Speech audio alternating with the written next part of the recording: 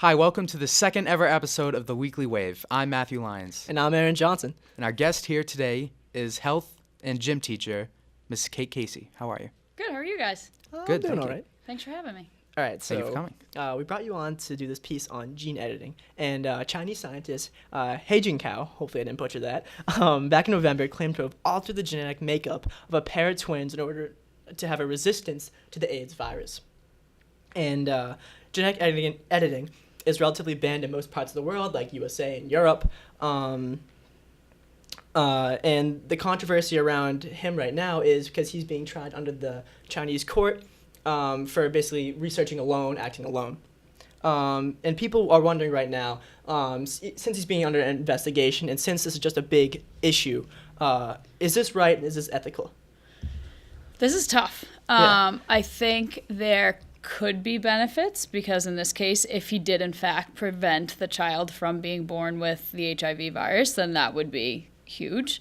But I do worry about the ramifications down the road, what that means for other people, how people would then use this to their advantage to make it like a consumer based for, gene altering your baby to look how you want it to.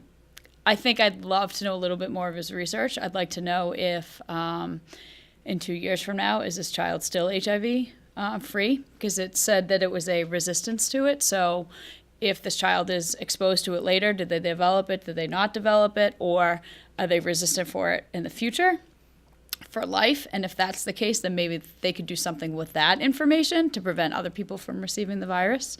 But I think it could be a slippery slope to go down. Yeah. Right.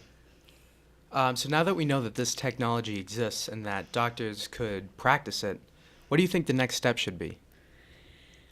I would have to think there's got to be some more rules and regulations. I think before this happened, it was the what if, and now the what if is we can't do this. So if this technology is true and it's able to be reproduced, so we know it's valid, I think there's got to be a lot of policies, regulations, laws, ethical committees put together to figure out when this could happen, why, what regulations are around it, who could do it, who doesn't do it, why are they doing it? Is it for disease-based only? Is it because I want a baby with blue eyes? Like, what's the why? I think that would have to be looked into. Yeah, and as you just mentioned, like, do I want a baby with blue eyes?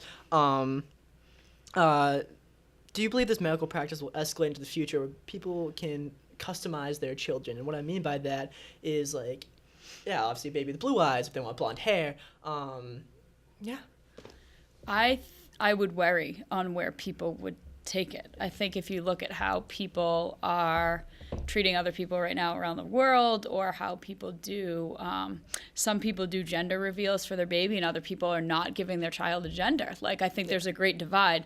So I'd be curious to see, like, where does this take it? Again, I think it could be a slippery slope if people are trying to genetically modify their child because they don't want them to have a certain eye color or hair color or trait. I personally would have issues with that. I think we're all meant to be here for a reason, and we are who we are. Yeah. Like, I definitely believe that people should be born the way they are, like you said. Just altering someone so they look good in your standards, I feel, is wrong. Everybody is beautiful, and everyone should look the way they are. Mm-hmm. I totally agree. You said that very well. It's like you have to be comfortable with who you are. And could you imagine being a child that grew up and when you were 15, you found out that you were genetically modified to have blue eyes? Like how your parents wanted. Yeah, exactly. So does that cause some resentment? Are there issues with that? Are there other, peer issues that come about that? I just worry what the issues would be down the road. And I think that could escalate into changing basically everything around the world, from the culture to how people learn history. Mm-hmm. I feel like when people lose their individuality, that can essentially change everything. Right. Imagine if we were all the exact same person. It would we be a would very live. boring It would be place. so boring, right? Yeah. So what makes you you is what makes you unique. And I think if we start to lose some of those pieces, that I would be a little worried. Yeah, I don't know why. I just imagine a bunch of, like, Taylor Swifts walking around with all this, like, genetic altering. Yeah. Very boring. Yeah. No offense to Taylor Swift, but Yeah. Yep. We like individuality here. Yes. Agreed. So thank you very much for coming out. Thank you Oh, so you're much. welcome. Thanks for having me. Do you have any words before you go, or are you all set? No, I think you guys covered everything. All right. No, well, thank you so much for coming. Thank you. Hi, and welcome back to the Weekly Wave. With us here today is art teacher Michelle Poirier. How are you, Michelle? Great. How are you guys? I'm Good. doing all right. How are you, Matt? I'm all right. It's been an all right day. So Michelle, you just went on a trip to Paris with current teachers Christian Gearhart and Sue Peck. First of all, how did the trip help you become a better chaperone? Because obviously it was an educational trip. EF Tour sponsored it. So, I feel much better prepared to lead kids across the world to Japan in June. I wasn't really expecting how much of a toll it takes on you to travel across the country. So we flew overnight, and you wake up and you hit the ground running, like you fly and it's nighttime, you get there and it's morning and you're like, all right, let's go to the Louvre. So, it kind of gives you an idea of how to be positive when you're tired and like how to still experience something like in a fresh way.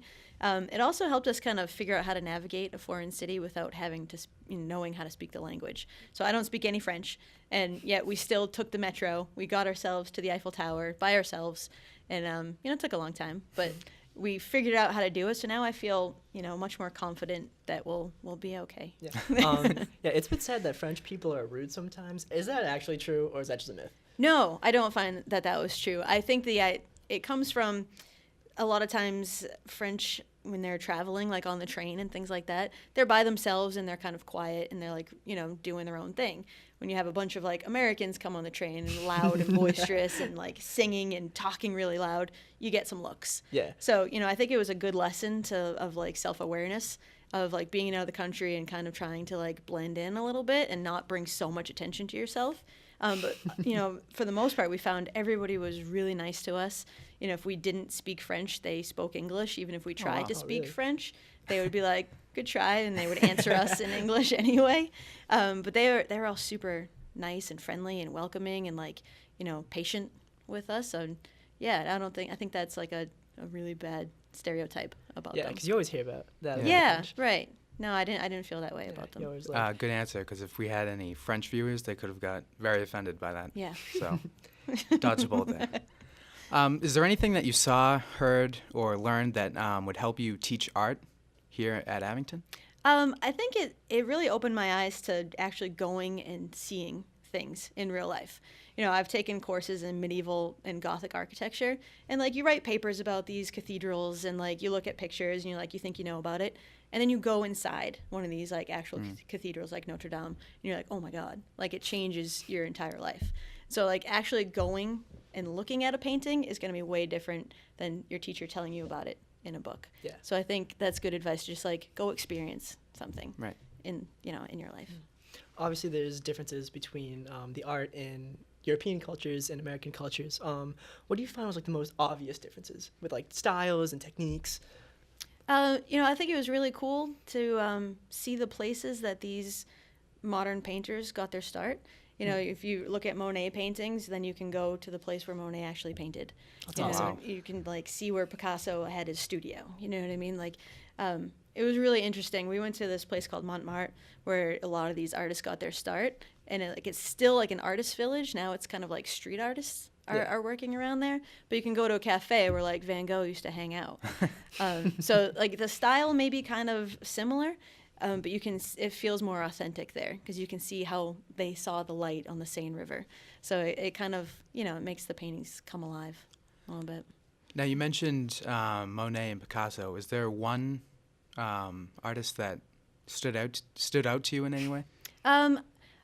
From France, Picasso wasn't from France. I think he was from Spain, yeah. right? So Monet and Van Gogh, I think, were like the big names there. I don't think Van Gogh was from France either, but he painted a lot in France. Did he cut off his ear? Was that Van Gogh? He did. Yeah. He did. Yeah. There's controversy behind that. Maybe someone else did. We don't know. Conspiracy there. What'd you ask me again? What was the question? Any artist that stood out to you in any way? Okay. So there was a museum called the Musée d'Orsay, which I didn't actually go to, but it was all about like French Impressionism. So I think that's like the place to go if you really want to see like authentic French painting. And like you'll see all those famous names, like Pissarro and Seurat, and all these like really awesome Impressionist painters. Thank you so much. Yeah, that was awesome. You're welcome. Thanks for watching. Tune in next week to see an all-new episode of The Weekly Wave. And make sure to follow us on our Twitter, Instagram, Facebook, and YouTube at the Green Wave Gazette. As always, I'm Matt Lyons. And I'm Aaron Johnson. We'll see you next week. Goodbye.